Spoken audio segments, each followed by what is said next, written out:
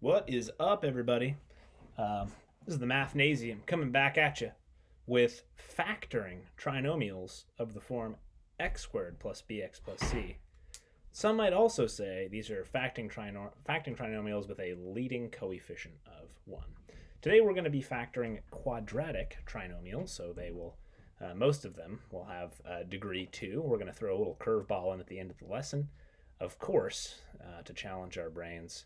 But yeah, you'll find that once you get the hang of it down, factoring trinomials that look like this is really all you have to do is answer one question, which we're going to learn about here in just a minute.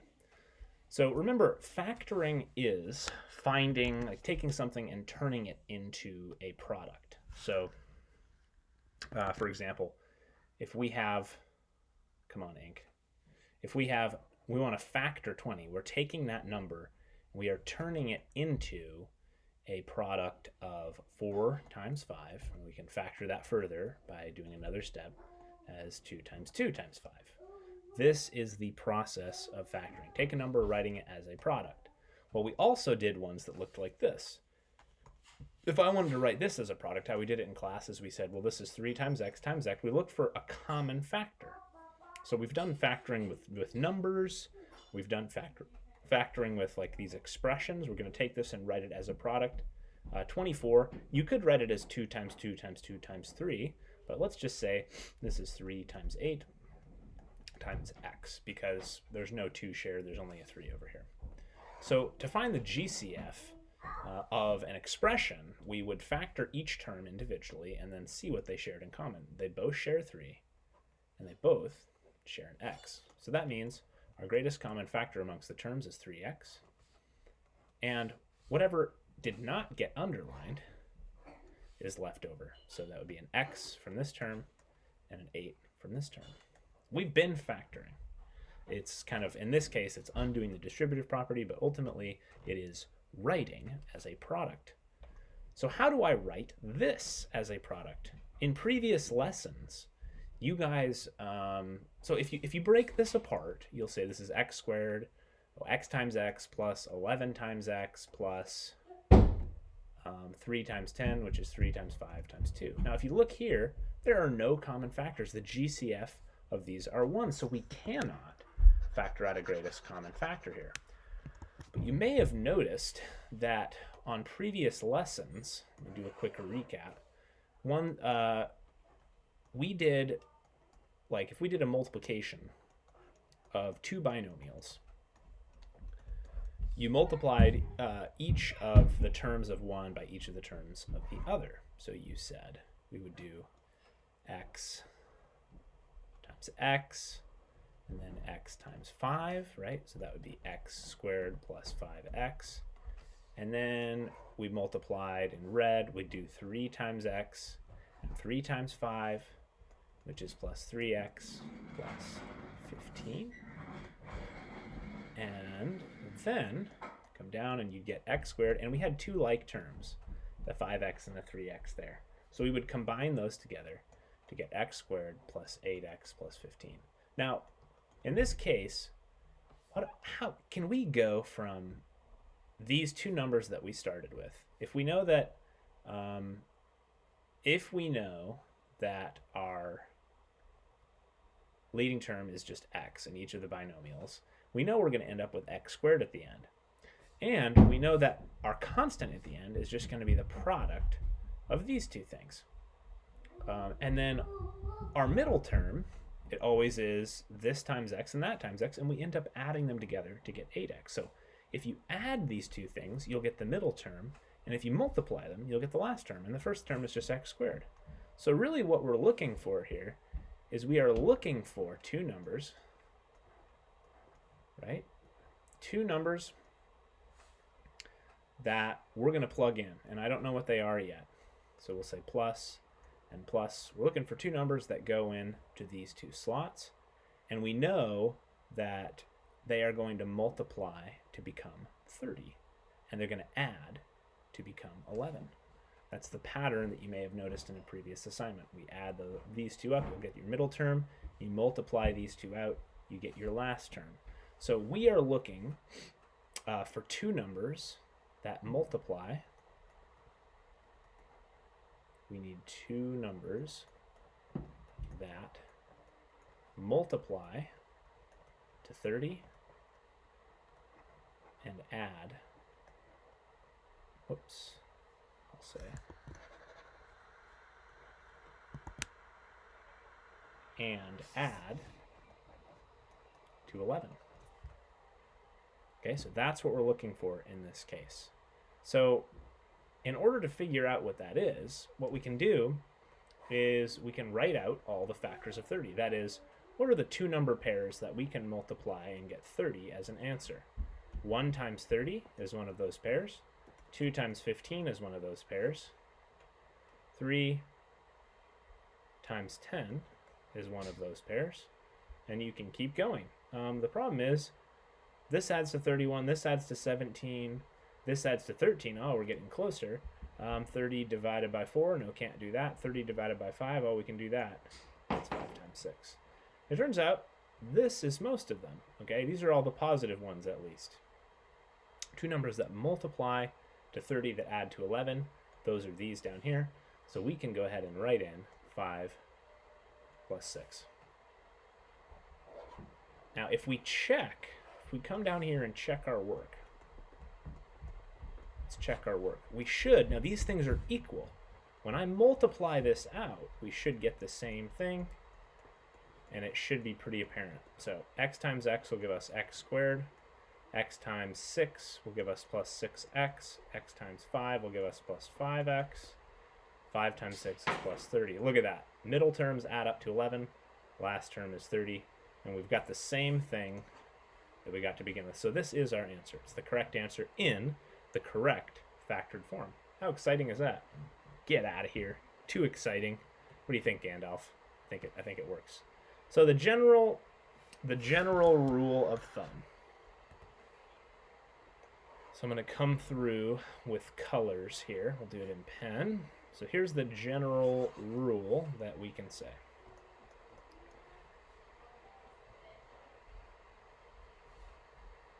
Looks like this.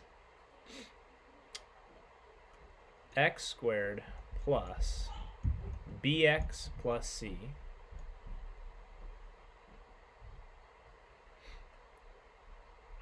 in order to factor this, to factor x squared plus bx plus c, we must find, so it'll be x plus g times x plus h. Okay.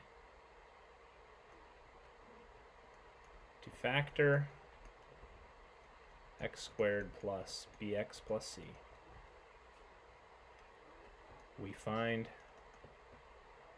two numbers, g and h,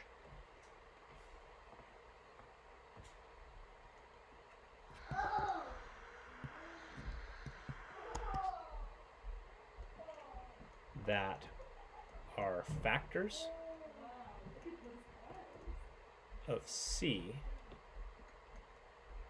that add to b. Now I'm going to go through and doctor this up with some colors.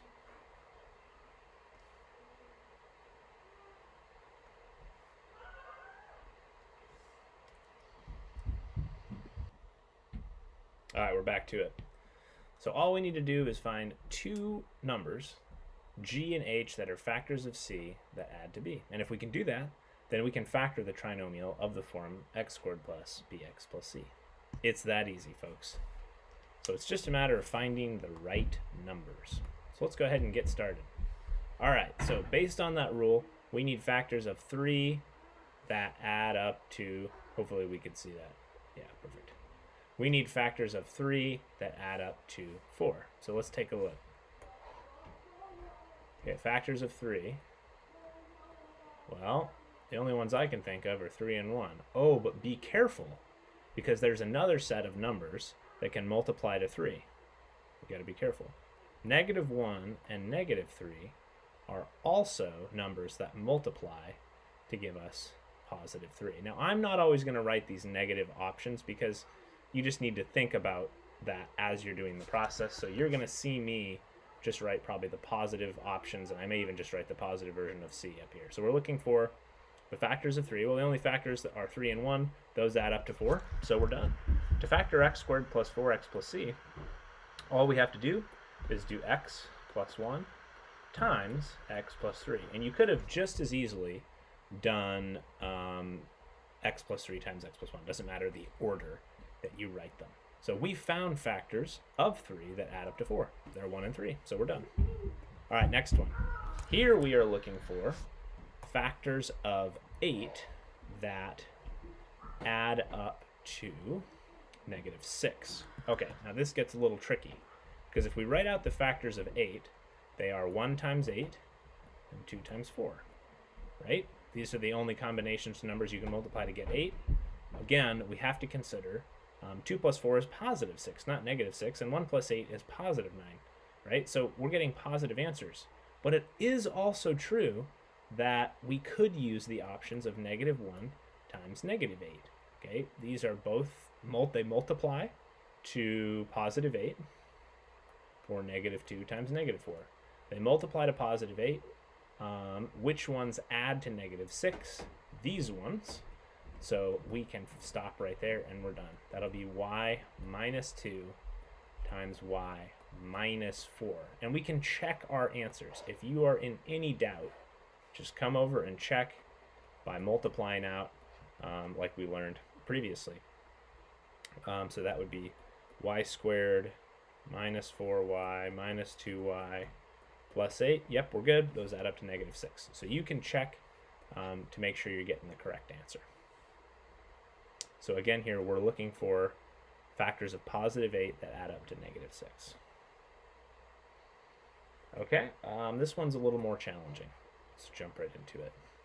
So here we're looking for factors of -54. So we can write out all the positive and negative ones here, but that can become a little tedious. So I usually just write the positive ones to save myself some time. So if I'm just looking at 54, let's look at the factors of 4. Now think about this. They multiply not to a positive number, but to a negative number. So what does that tell us about the two signs on the inside of the parentheses? If they multiply out to give us a negative number, what does that tell us about these two signs? Well, it tells us, we know that a positive times a negative is a negative, so it tells us one of them is positive and one of them is negative, and we don't know which one. So we know that the signs are different. So let's go ahead and write out our factors in here. 1 times 54, 2 times 27, what is this? 3 times... So you can go on your calculator if you don't want to have to sit and rack your brain to do these, just go on your calculator and do 54 divided by 2, 54 divided by 3, and until you get a repeat, basically. So 54 divided by 3 is 3 times 18. Okay, 54 divided by 4 is a decimal, divided by 5 is a decimal, divided by 6 is 9. So 6 times 9 is also an option to get to 54. Divided by 7, divided by 8, divided by 9. 9 times 6, oh, we already have that one. So we've gotten our repetition. We can stop. Those are all, so start with 1 and then work your way up. Those are all the basically 2-pair factors of 54. Okay, now we know that they're opposite signs. So I want you to imagine that we have all these cases, but there's, and one of them is negative. It could be the 1, could be the 54, could be the 2, could be the 27, so on and so forth. Which means when we add these together, we're really taking a difference. Whether the answer is positive or negative, we're really kind of subtracting these when we add them together to get our middle term. All of these multiply to 54. Which ones subtract to give us 15? You got to be really careful here, because these add to give us 15. Which ones subtract to give us 15? It's actually, these are the ones that we want. And I'm gonna change colors. So the ones we want are right here, because we're looking for ones that subtract to get to 15 because they're opposite signs, right? We know that they're opposite signs. If they were the same sign, it would be a different problem. So 3 and 18. Now I have to decide which one is positive and which one is negative. So double check. they have to add up to be negative 15. So since they have to add to be negative, the middle term has the same sign as the bigger number. So this is going to be negative 18. This will be positive 3. So what's the order that we do these problems? I kind of ask the question to myself, what are factors of negative 54 that add to negative 15? If you can answer that question, or what are two numbers that multiply to negative 54 and add up to negative 15? If you can answer that question, then you are done. It's just a matter of finding all of them, okay? The hardest part is finding all of them, and then keeping the signs, keeping track of the signs in your head. So ask the question, list your factors, right? Ask the question, list the factors, choose the signs. Or I should say discover the signs, right? We know that they multiply to a negative, one's positive, one's negative. You can decide right away. Now, if we go back, these multiplied to a positive, so they were either both positive or both negative. The middle term tells you. So if our constant is positive, they're either both positive or both negative, and the middle term will tell you the sign. This middle term is positive, so these are both positive. This middle term is negative, so these are both negative. If instead the last term is negative, then one's positive, one's negative, and the bigger of the two factors is going to take the sign of the middle term. Okay. Let's try this one. You try this one on your own, and we'll go from there. Give it a shot, unpause the video, and you're ready. Do it in red. Okay. So the question is, we need factors. What are the factors of 28? Or what are two numbers that multiply to give us positive 28, but add to give us negative 16? Okay, so there's a lot of information there for us to unpackage. You can really do this in any order. The factors of 28, 1 times 28, well, that's not too bad. 2 times 14, 4 times 7, that's it. Those are all our options. So we know this is going to, I chose an X there. Oh my gosh. These are supposed to be T's. Did I do that on any other problems? End of the day. End of the day.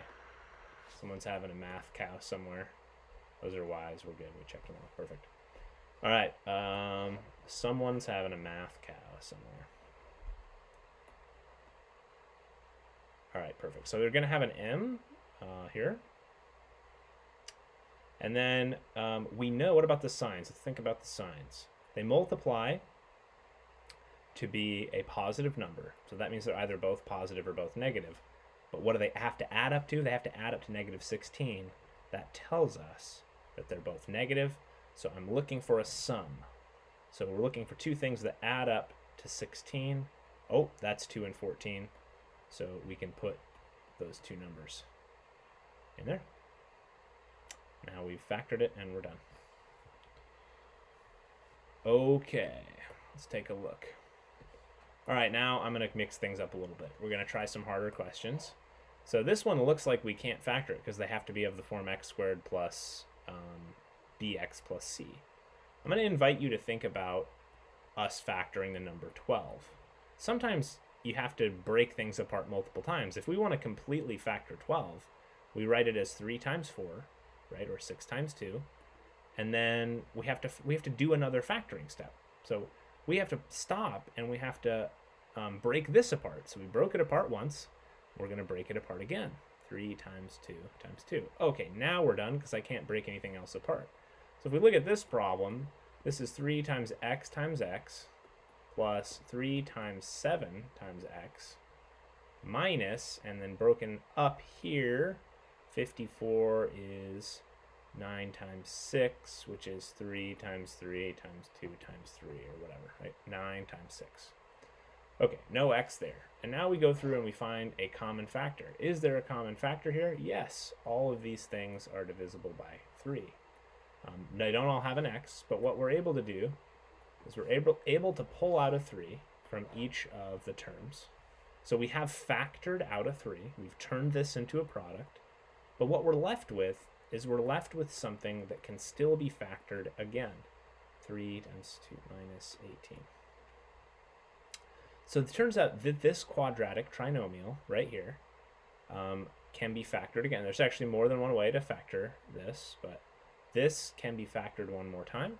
So I'm going to come over here and I'm going to find factors of 18 that add up to, so it's factors of negative 18 that add to 7, but I'm going to list all my factors of 18. 1 times 18, 2 times 9, 3 times 6. That part might take you some time. You might need to use a calculator to do that, but figure out all the factors that we need to use. Okay, now let's think about our signs. This is going to be 3. So we pulled out a 3 just like we did here, but we had to, just like we had to break apart 4 into 2 times 2, I have to break this expression apart into something times something. These actually have x's. Okay? Great. So let's think about the signs. They multiply to negative 18, which means one has to be positive, one has to be negative. It doesn't matter the order. Now they have to add, so when we add these together, the middle term, they're actually going to give us, it's really going to be a difference, right? They're opposite signs, so we're kind of subtracting. So let's go through here and see which ones add, have a difference of 7. Oh, 2 times 9. Okay, so now I got to decide which one's positive and which one is negative. They have to add to a positive 7, which means the bigger one is going to take the sign of the middle term, which is 9 and 2. And that is completely factored. That's our answer. I can't factor out anything. These don't share a common term, or these don't share a common factor. These don't share a common factor. So how would we check something like this? So turns out we can multiply it back out. I gave you one problem like this on one of the previous assignments. We can distribute the 3 back out, and that would be 3 times x plus 27. That's the first one. And then the second one, so we multiply the first two and then bring the second one down. That would be x minus 2. Now we distribute again. 3x times x is 3x squared. 3x times minus 2 is minus 6x. 27 times 2 is plus 27x. 7 times x, sorry. And 27 times negative 2 is minus 54. Now if you look, 27 minus 6 gives us our 21. There's our 54. Negative 54, there's our 3x squared. So we're good. All right, one more.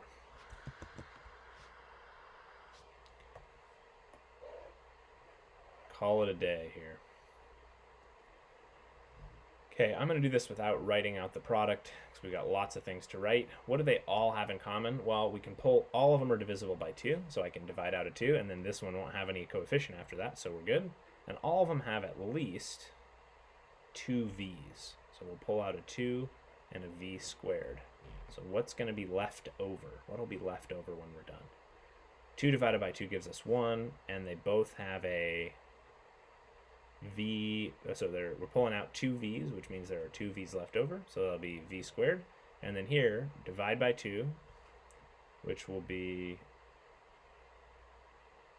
plus 10 v to the first, because there are 3 v's and we pulled out 2. This only has 2 and we're pulling out 2, so all we have left is minus 56. So we pulled out the GCF and we are left with a quadratic trinomial that can be factored. What are the factors of 56?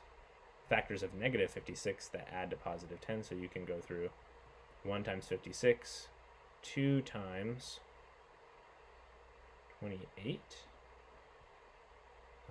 3 not divisible by 3, 4 times 14, keep going, pull out another 2,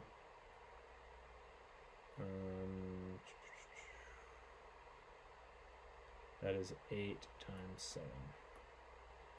Perfect. All right, so here are all of our possible factors of 56. Now remember, they are multiplying to give us a negative number. So that means one of them's positive or one of them's negative. One of them is negative, one's got to be positive. It doesn't matter the order that you write them. Okay, we got to be careful. We're looking for ones that,